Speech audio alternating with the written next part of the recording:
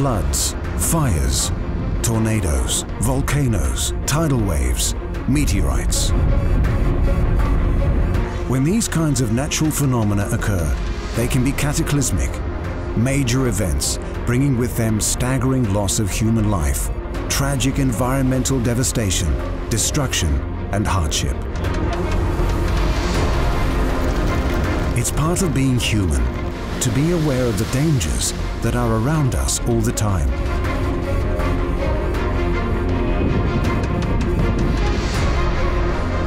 But there's a big difference between doing that and ignoring inconvenient facts or making things worse.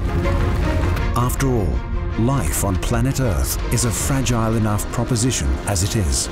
So in this rather sobering installment of Desperate Hours, our special focus is on environmental disasters. There are a lot of natural disasters, including volcanoes and earthquakes, that we can't do a great deal about. But there are environmental disasters and disasters in the making that would make sense to prevent, if and while we still can.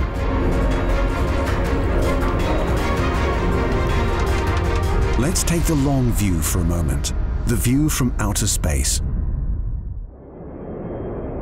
It seems we, as a species, are poised on the brink of incredible scientific breakthroughs.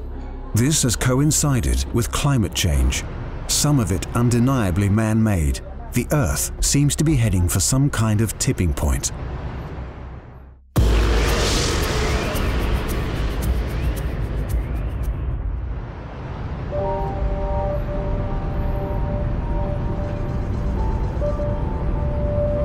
There have been efforts to turn the ship around. You can go back, for instance, to the Kyoto Protocol, an international agreement to reduce the emissions of greenhouse gases responsible for global warming.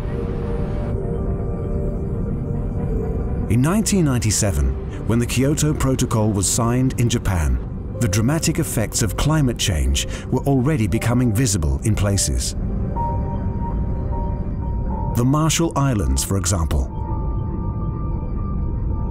Already just an average of 3 meters above sea level, islanders were reporting unusually high tides and sea surges. The habitable portions of the Marshall Islands and many other island nations could be totally eliminated.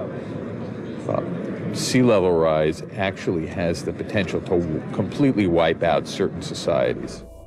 Rising sea levels as a result of the polar ice caps melting are one of the troublesome consequences of climate change. And that year, in Kyoto, delegates spoke of their fears. The resulting agreement to mandate country-by-country reductions in greenhouse gas emissions was ratified by 150 countries, with a notable exception of the US. Developing countries, including China and India, weren't mandated to reduce their emissions, and the protocol didn't even come into effect in some signatory countries for several years. During which time, worldwide greenhouse gas emissions soared by close to 40%. more than enough greenhouse gas to offset any reductions made by the Kyoto countries since 1997.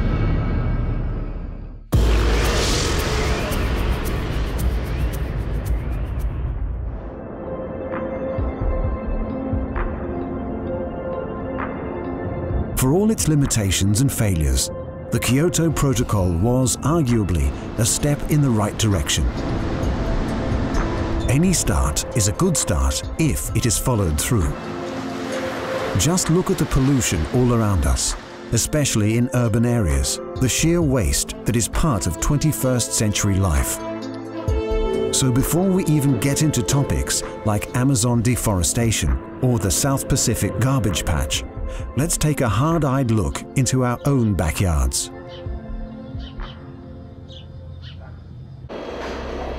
When trash is left in a landfill, greenhouse gases are released into the air and heavy metals seep into the soil.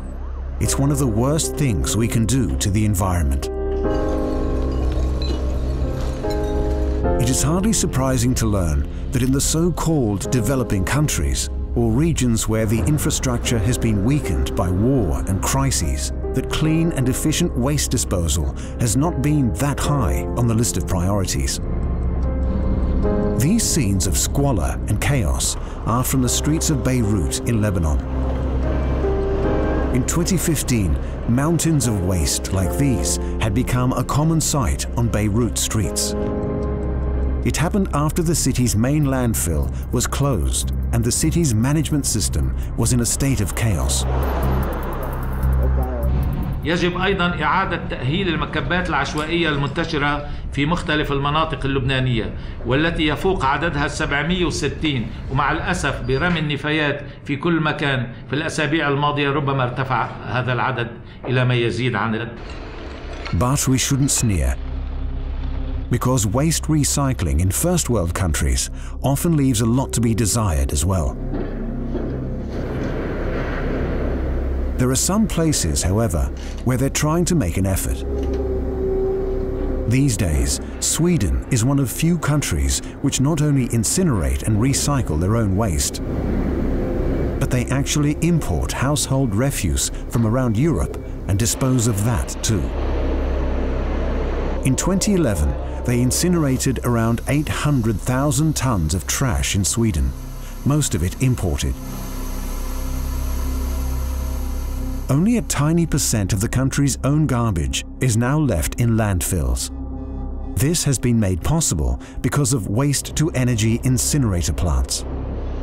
Det är flera steg av rening, vilket gör att vi fångar i stort sett alla tungmetallerna och immobiliserar dem. Vi tar bort dem från miljön och ser till att de aldrig kommer ut i miljön. Critics of the Swedish recycling effort say the process is not without its dangers, however, and is even, at best, only a localized, short-term solution to a larger global problem. Countries ideally should clean up their own backyards.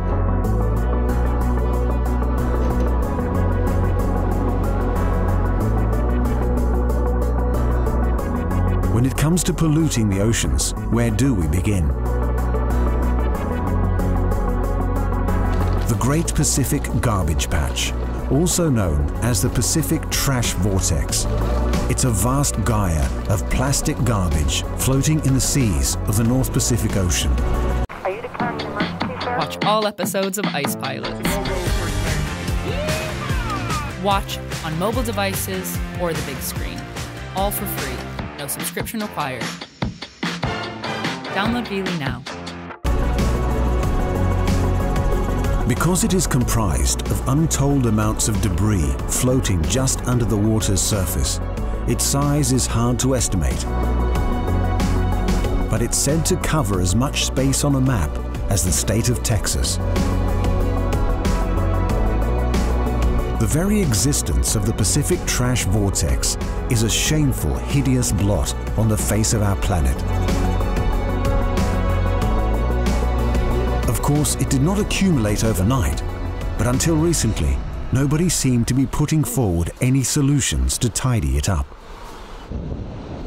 Then in 2014, the youngest ever winner of the United Nations top global environmental prize put forward a plan to rid the ocean of its vast flotillas of plastic garbage.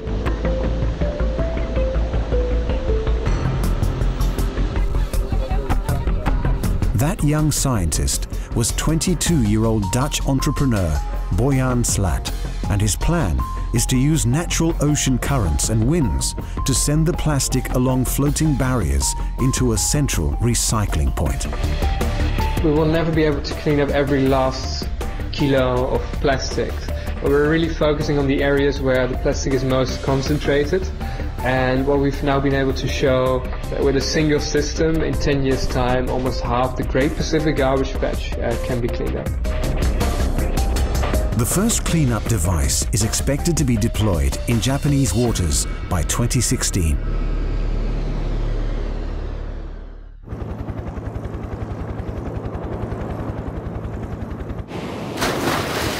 The worst after effects of an environmental catastrophe have all but vanished a decade later.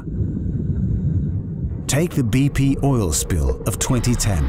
The world was aghast at those images of birds and other wildlife completely coated in oil. Yeah. Well, she's oiled up. It's a young bird. You can feel the oil. I can feel the oil all over. An estimated 3.19 million barrels of oil leaked into the Gulf over 3 months in 2010.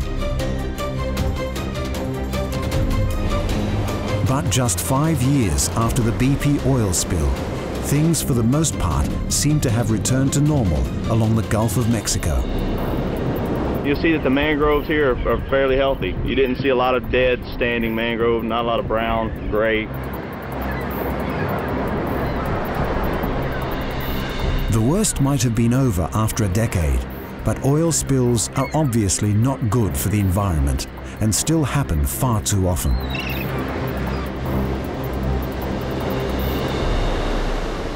This oil spill happened in May 2015 off the coast of Santa Barbara, California.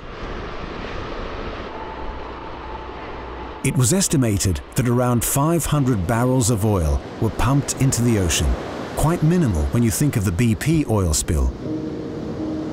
But as marine biologists observed, this was enough to kill hundreds of animals, with a more precise figure hard to calculate, as of course the animals affected dispersed to other parts of the ocean.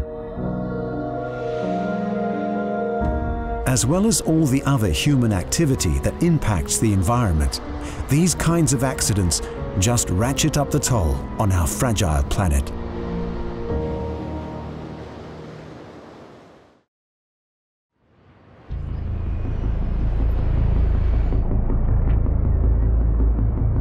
Last but definitely not least for the different forms of pollution there are, is of course air pollution.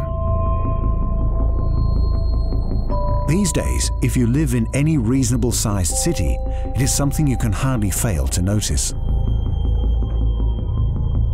But of course, it is in the developing world where cities can rise up seemingly overnight, where pollution is usually at its worst.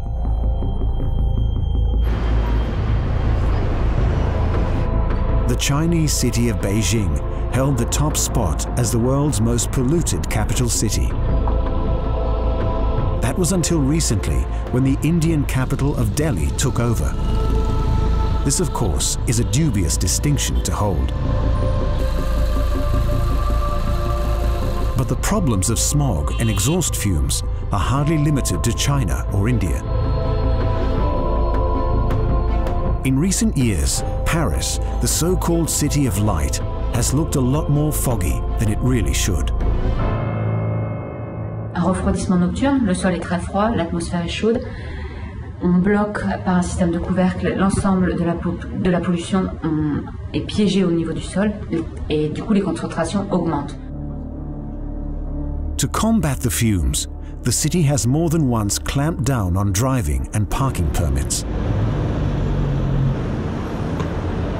They also made public transport temporarily free in central Paris. A nice gesture and a sensible move in terms of city management, but a drop in the ocean in terms of the environment, of course. And not all Parisians were impressed, or even that bothered. Je trouve que c'est un peu dérisoire, comme c'est fait ponctuellement. Maintenant, c'est vrai que je ne m'intéresse pas trop à ce phénomène, mais je trouve que c'est un peu dérisoire. Carbon monoxide poisoning can of course be lethal, and the #1 source of carbon monoxide comes from exhaust fumes. The race to supplant fossil fuels with an efficient source of clean energy has never been more critically important.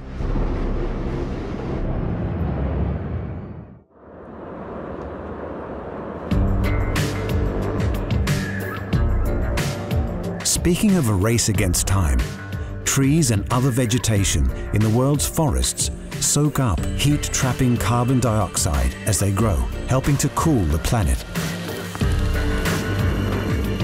When trees are cut down improperly or suffer from drought, they release carbon monoxide into the atmosphere as they rot and die.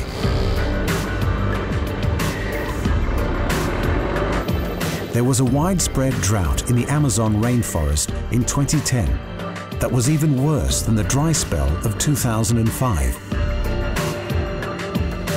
That at the time was called a once-in-a-century event. Each of the two droughts had a bigger impact on global warming than the entire greenhouse gas output of the United States in 1 year.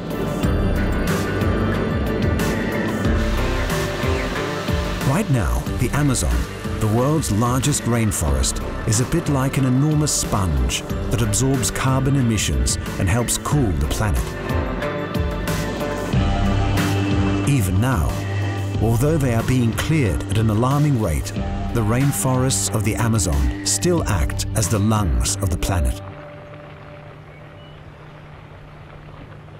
Logging that's taking place there is being exacerbated by climate change.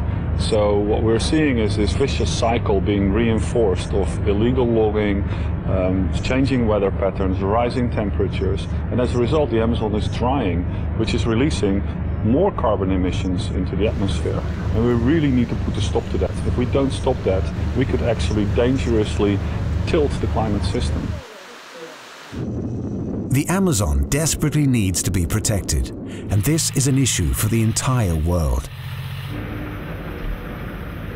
The world cannot afford to depend on the efforts of crowdfunding campaigns to save the very air that we breathe.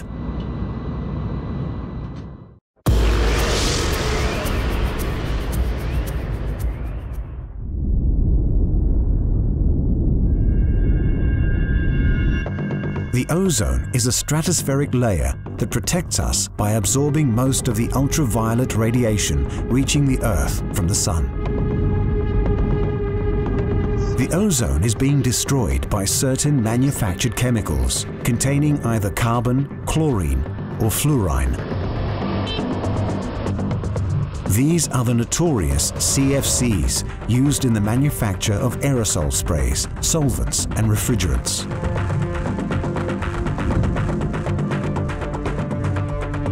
CFCs can deplete the ozone layer at a disquieting rate with a single molecule of chlorine capable of breaking apart thousands of molecules of ozone.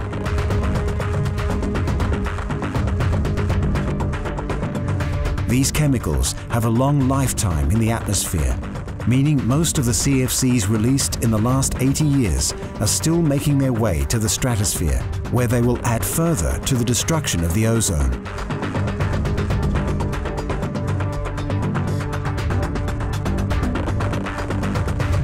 In 2014, there was news that the Montreal Protocol, which banned the use of CFCs, was starting to show signs of success.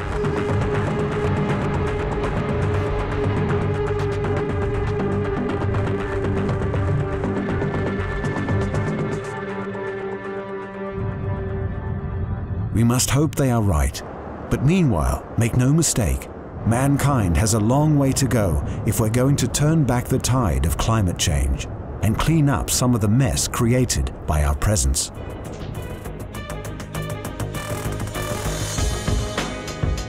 In the last decades, there have been some positive signs of progress.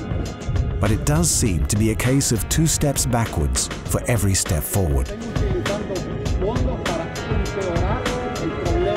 In Lima, Peru in 2014, there were protests at the United Nations Climate Change Conference. Activists were furious that UN funds intended to combat climate change were instead being used to build coal-fired power plants.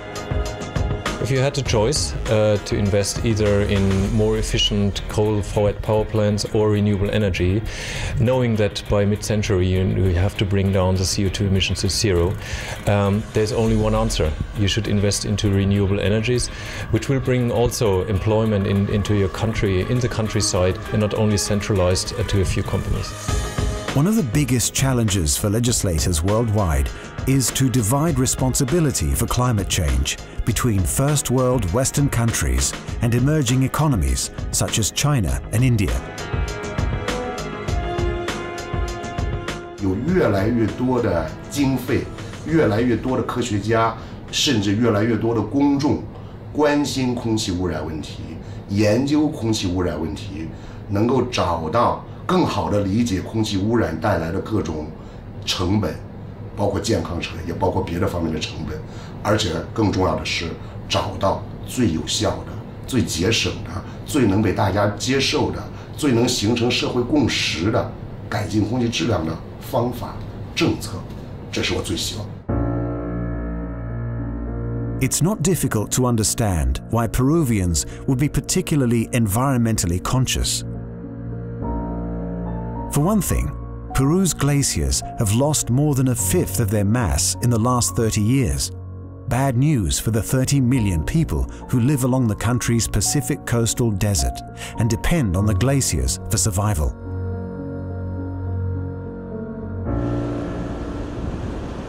Esta agua es para varios usos. El uso principal es la agricultura. Aquí estamos captando agua para poder irrigar 8.000 hectáreas de cultivo, de diferentes tipos de cultivo agrícolas, pero también la utilizamos para generar energía eléctrica. Tenemos una mini central hidroeléctrica, ¿no? Aguas abajo, que nos está generando 3 megavatios de energía, ¿no? Y también tenemos captaciones para el uso de la población. This could be one of the many consequences of climate change, with glaciers and the polar ice caps melting at an alarming rate.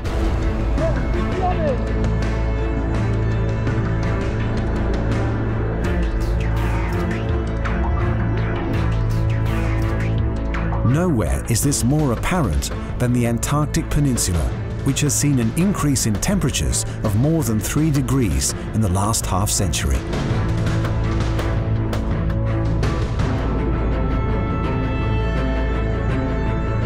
This may not sound like a lot, but water from the warmer ocean is corroding the ice at the rate of an additional 130 billion tons per year, and the rate is accelerating. 97% of the Antarctic Peninsula is still covered by ice, so it's not that it's all melting, it's all going to go away just like that. But a small amount of that ice melting is enough to make a significant contribution to the water going into the ocean, which makes a significant contribution to sea level rise. Scientists estimate that it could take between 200 to 1,000 years for the Antarctic Peninsula to melt completely, raising sea levels by as much as 10 feet, with drastic impact on coastal cities. One of the biggest challenges globally from all of this warming, this melt, is that a lot of the human population lives near sea level. A lot of big cities, a lot of agricultural land, a lot of vulnerable coastline. Temperatures will rise, as well as sea levels. A recent NASA study on climate change found that 10 of the warmest years between 1880 and 2014 fell between 1998 and 2014, with the year 2014 ranking as the warmest on record.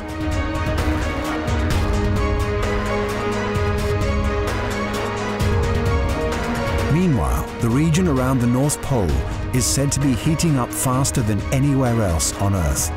with sea ice coverage there shrinking by almost a third in the last 40 years.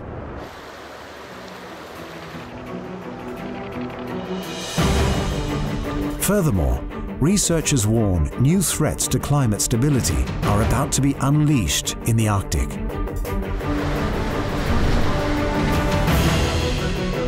Global warming in high latitudes is causing permafrost in Siberia and northern Canada to thaw.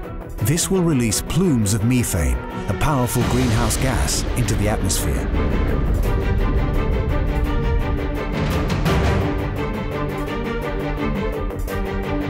These are not simple matters, even for the scientific community. But as custodians of the planet, are we not better to be safe rather than sorry?